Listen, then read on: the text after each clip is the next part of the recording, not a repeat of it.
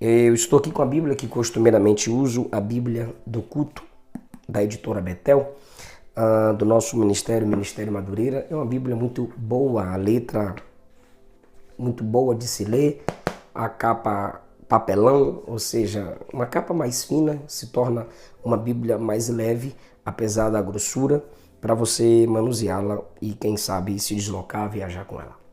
Eu vou usar essa Bíblia para falarmos um pouco sobre o pregador e o seu compromisso com a igreja local. O pregador e o seu compromisso com a sua igreja local. Está se desenvolvendo um desejo pelas escrituras sagradas com o intuito de pregá-la, ok? Isso é bom e também ruim ao mesmo tempo, é preciso haver um equilíbrio. É bom porque mais pessoas vão conhecer Bíblia. É ruim porque muitos podem viciar no ato de ler Bíblia apenas para preparar esboços, preparar mensagens e não para se alimentar da palavra. Ela não é apenas espada para o guerreiro, ela é pão para o faminto. E o guerreiro que pega a espada com fome, ele não vai vencer as guerras. Então, primeiro seja alimentado e depois se torne capacitado para usá-la como instrumento no seu ministério. Será um outro conteúdo para um outro vídeo, né? O que a Bíblia é para o pregador. Nesse vídeo, onde falaremos sobre o pregador e o compromisso com a sua igreja local, eu estarei passando por alguns textos juntamente com vocês para nós irmos nos desenvolvendo no pensamento. Eu comecei a pregar com 5 anos de idade, não se assuste. A minha mãe era professora da classe das crianças na escola dominical e eu ficava do lado dela, ela me chamava para estar do lado dela e eu imitava minha mãe, repetia as palavras da minha mãe e isso foi me tornando interessado por ensinar pelas escrituras sagradas, pelas figurinhas que nos eram entregues na escola dominical. E de repente eu estava lá ensinando as crianças da minha idade, compartilhando os textos que meus pais me ensinavam. Com 7 anos eu já estava também pregando, cumprindo agendas, mas de que forma? O grupo de crianças nos acompanhava. Na Bahia, na cidade de Ilhéus, os pregadores que estiverem me ouvindo aqui, que hoje estão aí na minha idade, 30, 32, 35 anos, sabem disso. Quando nós éramos convidados para pregar nos cultos de criança, o Wagner, o Michel, sabe do que eu estou falando. A esposa do Michel, não sei se até hoje trabalha com criança, a minha mãe já liderou o próprio Michel, que é pregador aí na cidade de Ilhéus. Então, quando uma criança de uma congregação, ou uma adolescente de uma congregação, ia pregar numa outra congregação, a carta vinha convidando o grupo de criança e convidando o pregador daquele grupo para pregar no congresso de criança de uma outra congregação. Então, a minha mãe, como era de costume na cidade de Ilhéus, as irmãs levavam o grupo inteiro de crianças. Então, ia na caravana, ia no ônibus, ia numa Kombi, chegava o grupo inteiro junto com o pregador para pregar naquela linda festa. Assim era com os adolescentes, assim era com os jovens. Eu confesso que eu tenho saudade desse tempo. Mas por que a igreja ia? Por que se enviava uma carta convidando o pregador daquele grupo de crianças? Por que se enviava uma carta convidando o pregador daquele grupo de adolescentes? Por que se enviava uma carta convidando o pregador daquele grupo de jovens? Porque aquele pregador tinha um compromisso local com aquele grupo de criança, adolescente ou jovem. Ele participava dos ensaios, ele participava dos evangelismos, ele participava dos projetos da igreja.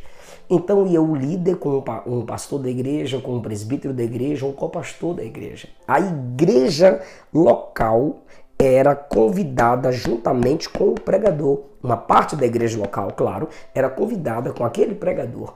Então chegava uma igreja para cooperar num culto com outra igreja. Isso é lindo. Isso mostra o compromisso daquele pregador convidado com a sua igreja local. Se ele não tem compromisso com a igreja local, se ele não tem compromisso com a juventude local, se ele não tem compromisso com os adolescentes local, a igreja não o convidaria juntamente com os adolescentes, e mesmo quando não convidava. Se convidava só o pregador, congresso de quê? De crianças, jovens e adolescentes, nós vamos com você. Eu morei em Pessu, Distrito Federal, e quando eu ia pregar nos arredores ali, congressos de jovens e adolescentes, a maioria dos jovens e adolescentes iam comigo, porque eu tinha um compromisso com aquela igreja local. Aqui nasce um conselho para os pregadores da minha geração. Muitos dentre nós estão simplesmente querendo ir para a praça, ir para o presídio, ir para o hospital. Isso é maravilhoso. mas às vezes sozinhos. E você não vê na Bíblia os ministros de Deus que se desenvolveram por muito tempo no ministério em solidão. Jesus enviou de 2 em 2, Elias e Eliseu, Moisés, Arão, Josué. Os homens de Deus sempre trabalharam em equipe, Paulo, Silas, Timóteo e assim sucessivamente. Os homens de Deus precisam ter contato, ligação com a sua igreja local. A sua igreja é o secreto que te dá respaldo para ter autoridade pública. Alguns pastores têm conversado comigo que preferem trazerem pregadores, pastores de igreja, do que pregadores que são apenas itinerantes. Por que isso, gente? O Charles Swindoll, em um dos seus livros, aconselha sobre liderança, aconselha o ministro a evitar andar só. John Maxwell disse que líderes evitam andar só. É bom você ter um compromisso com a igreja local, é bom você sempre ter um compromisso com um mentor, um líder, um pastor, se submeter a uma autoridade pastoral biblicamente falando. Não tem nada de paternidade espiritual, não. A autoridade pastoral é alguém que tem mais experiência que você nas escrituras sagradas, para te aconselhar, para te conduzir, para te corrigir. Não é seu amigo, é um mentor, é um líder que não tem compromisso com seus sentimentos, só que tem mais compromisso com o seu ministério e com a igreja que você serve. E isso só começa se você tiver um compromisso com a igreja local. O que te faz um pregador e expoente da palavra de Deus, o que te torna um líder é líder. O que te torna pregador é pregador. O que te torna bênção para a igreja é a igreja. Você tem que se assentar, parar, ceiar, estar perto de sua liderança, estar perto de seus jovens, de seus adolescentes. Pastor Hernando Dias Lopes diz que o pastor que sempre tem crianças grudadas em suas pernas é um verdadeiro pastor. Por quê? Porque as crianças amam ter uma figura fixa diante delas para se inspirar, para dizer, esse homem é uma bênção para minha família. O meu pastor sempre, depois do culto, brinca com as crianças no púlpito. Domingo agora na ceia, ele estava com Eliseu Filho no colo, brincando com outras crianças. Isso fica marcante na mente das crianças. Assim é com você, pregador. Você precisa ter base, você precisa ter raiz. Não sei se você já estudou que as árvores podem ter frutos, mas a raiz das árvores são maiores do que muitas árvores. As raízes de certas árvores são maiores do que tais árvores. Por quê? Porque você precisa ter uma base, você precisa ter um lugar de onde sair e um lugar para onde voltar. Venha comigo, por gentileza, Josué, capítulo de número 1. Olha a participação da igreja, ou seja, da congregação, na vida de Josué.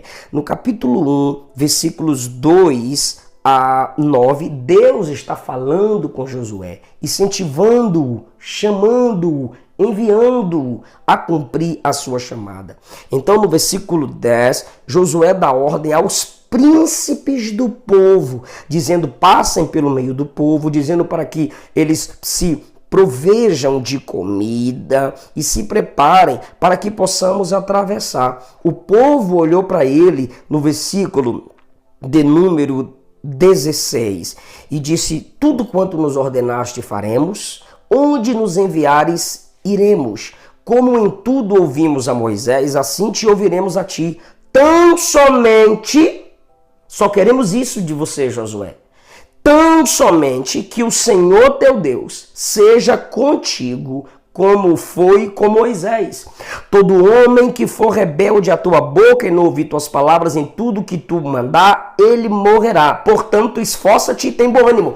A mesma palavra que Deus falou para Josué, esforça-te e tem bom ânimo, no versículo 9, o povo, a igreja, a congregação, os liderados, O povo com quem Josué tem compromisso fala no versículo 18, esforça-te e tem bom ânimo. Deus disse no versículo 9 para ele, diretamente a ele. Não foi com raio, trovão, relâmpago, profeta. Não, Deus falou com Josué no versículo 9, se esforça e tem bom ânimo. E no versículo 18, o povo diz a ele, se esforça e tem bom ânimo. Ou seja, o povo que Josué cuida, o povo com o qual Josué tem compromisso, libera para Josué a mesma palavra que Deus havia falado a Josué. Ou seja, a chamada de Josué vem diretamente da parte de Deus, mas é confirmada na boca do povo com quem ele tem um compromisso. É a sua igreja local que confirma a sua chamada. Ele tem proteção com o povo local. O povo diz, se alguém não honrar sua palavra, não te respeitar, nós vamos lutar por você. Quando você tem um compromisso com a igreja local, pode vir calúnia, pode vir inferno, pode vir diabo, pode vir quem for contra você. Sua igreja que você amou, sua igreja que você defendeu, sua igreja que você cuidou, vai cuidar de você. Tenha um compromisso com a sua igreja local. Você já leu 1 Samuel, capítulo de número 16? Deus ordenou que Samuel fosse à casa de Jessé para ungir alguém a rei. E Deus proveu Davi para que fosse ungido. Ele foi o menor e escolhido por último.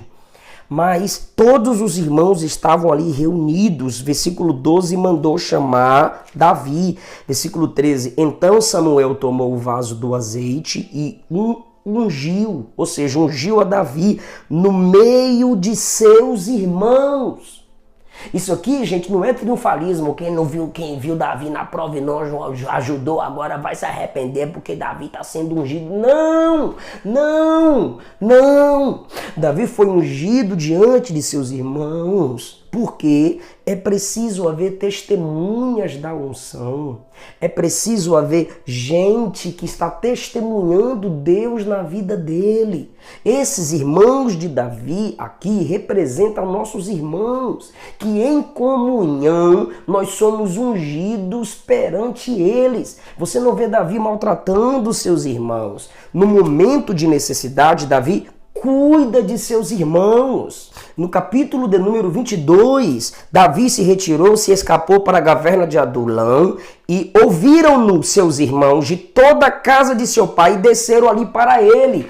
O Davi ungido no meio dos irmãos, agora foi ouvido pelos irmãos e os irmãos desceram com ele para ficar junto com ele enquanto ele fugia da perseguição de Saul. Tá vendo aqui? Meu irmão, nós vimos a sua unção, você foi ungido entre nós. E agora nós vamos ficar com você dentro da caverna. Davi foi ungido no meio dos irmãos e os irmãos dele agora estão junto com ele e ele está sendo bênção para esses irmãos. Ei, pregador, a unção não está na sua vida isoladamente. A unção está na igreja. Hoje não existe hoje o ungido do Senhor. Não! O ungido é Cristo e os ungidos é a igreja. A igreja tem a unção. Medita comigo, anota aí em nome de Jesus, primeira epístola de João, João, cadê tu, João? Parece, vai ler Bíblia, pastor Eliseu, para saber onde é que está João. 1 de João, capítulo de número 2, versículo 27. Olha o texto para igreja, tá? E a unção que vós, igreja, não é a unção que alguns pregadores receberam, não. A unção que vós recebestes dele fica em vós e não tem de necessidade que eles vos ensinem. Eles aqui são os hereges que estavam querendo destruir a unção verdadeira na igreja. Mas como a sua unção vos ensina todas as coisas, é verdadeira, não é mentirosa, como ela vos ensinou, assim nele permanecereis. Ao mesmo tempo que ele fala da unção, ele fala de Cristo, como ele, nele permanecei, como ela vos ensinou. Ou seja, ele, Cristo, o ungido de Deus, o Messias, o nosso Salvador, nos ungiu com o Espírito Santo. O Espírito Santo é a unção de Deus em nós. Essa unção, ou seja, essa presença do Espírito em nós como igreja, nos ensina, ou seja, nos capacita, nos protege. Ei, pregador, a unção não está em você isoladamente, a unção está na igreja. Não, pastor, mas quando eu oro e jejuo, eu prego com muita unção e arrebento quando a igreja está fria, eu chego lá e quebro tudo. Não, não é para quebrar, é para consertar. Não é que a igreja estava fria, a igreja só queria escutar, a igreja só queria entender. Não, mas quando eu peguei no microfone o negócio fluiu. Fluiu, meu querido, porque quando você orou, você se conectou com a unção que está na igreja. Você entrou na dimensão da igreja. Não é o pregador que faz nada. A unção está na igreja. Então, pregador que não ora como a igreja ora, não tem unção. Pregador que não lê Bíblia como a igreja lê, não tem unção. Pregador que não ama como a igreja ama, não tem unção. O pregador só tem unção se ele está ligado à igreja, porque a unção não está em ninguém isoladamente, a unção está na igreja. Lembra do Salmo 133? Ó, quão bom e quão suave é que os irmãos vivam em união. Aí o verso 2 fala do óleo, porque só pode ter óleo no 2 se tiver união do 1. É a união na igreja que gera unção em cada um de nós. Se estarmos desligados da igreja, não teremos unção. Você lembra de Atos dos Apóstolos, capítulo de número 6, houve um problema na igreja que algumas irmãs não estavam comendo direito na distribuição dos alimentos. E aí os 12 discerniram o problema, convocaram a multidão de discípulos e disseram: escolhei, irmãos, entre vós, 7 varões de boa reputação, cheios do Espírito Santo e de sabedoria, para constituirmos sobre esse negócio. Olha só o que os apóstolos disseram. Vocês, discípulos, vocês que compõem a igreja, vão escolher 7 varões de boa reputação, cheios do Espírito e cheios de sabedoria, para servir as mesas. Quem foi que escolheu Estevão e mais 6? A igreja. Quando a igreja escolheu no versículo 5, versículo 6, a igreja apresentou eles aos apóstolos e os apóstolos orou lhes autorizando. Não é transferência de unção, é autorização, é a confirmação. Mas você está percebendo que Filipe, Estevão, que se destacam aqui, foram escolhidos pela igreja. Então para de ser ignorante. Para de querer espiritualizar tudo. Quem escolhe é Deus. Quem separa é Deus. Quem faz é Deus, não é homem. Não, não. Deus faz através da igreja. Ela é o corpo de Cristo na terra. Então, queridão, se sua igreja não te ouve, não adianta os outros te ouvirem. Se sua igreja não para te escutar, não adianta você querer tirar onda postando 30 dias de agenda se você não serve sua igreja um dia. Você não pode ser bênção para o mundo se você não é uma bênção para a sua igreja local. Você não pode dar frutos se você não tem raiz. Você só pode ter a unção profética, apostólica ou de mestre se você estiver conectado à igreja. Por quê? Porque esses dons só fluem na igreja. Pregador desigrejado é uma incongruência. Para que você vai ser pregador se você não tem conexão com a igreja? Meu Deus, se a Bíblia é para a igreja, se o Espírito Santo foi enviado para a igreja, se os ministérios são levantados na igreja, para que Deus vai te dar unção se não é para edificar a igreja? E por que Deus vai te usar fora sem te usar no lugar que você foi plantado? O que o salmista disse? Floresça, o justo floresce onde está plantado. Onde é que os dons se desenvolvem? Vou mostrar capítulo de número 12 da primeira carta aos Coríntios, capítulo de número 12, versículo 28. A uns Deus pôs na igreja primeiramente apóstolos, segundo lugar profetas, terceiro lugar doutores, depois milagres, depois dons de curar, socorros, governos, variedades de línguas. Ele está dizendo, Deus colocou na igreja essas funções. É na igreja que você vai desenvolver o apostolado bíblico, o profetismo bíblico, o mestrado bíblico, e aí vai o dom de mestre, e aí vai o dom de milagre, dom de curar, de socorro, de governo, variedade de línguas. Os dons não acabaram. Deus colocou na igreja, então você tem que estar conectado à igreja para receber o dom e para exercer os dons. Então, é conectado à igreja, é servindo a sua igreja. Quantas vezes eu abro a caixinha de perguntas e vocês perguntam para mim, como é que eu sei a minha vocação? Como é que eu sei a minha chamada? Efésios, capítulo de número 4, versículo 11.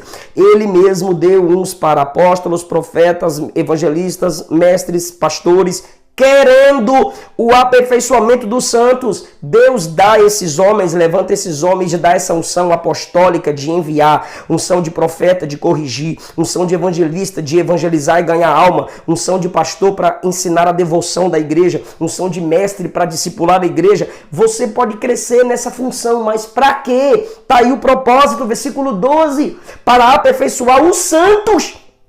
Já é santo, mas vai ser aperfeiçoado.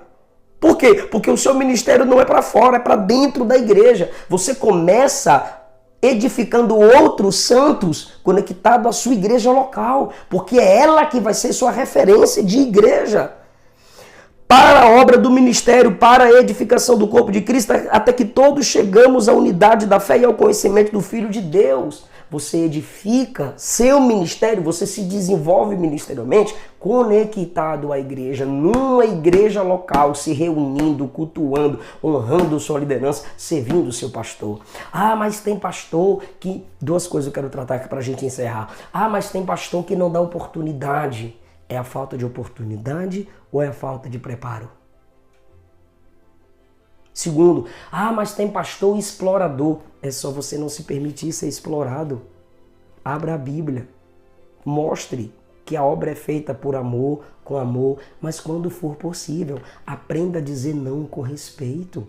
Mas sempre que você puder, sirva a sua igreja. É através da sua igreja local que Deus vai fazer o seu ministério se desenvolver cada vez mais. Deus abençoe. Não se esqueça de se inscrever no canal, deixar o seu like e não se esqueça de ser uma bênção para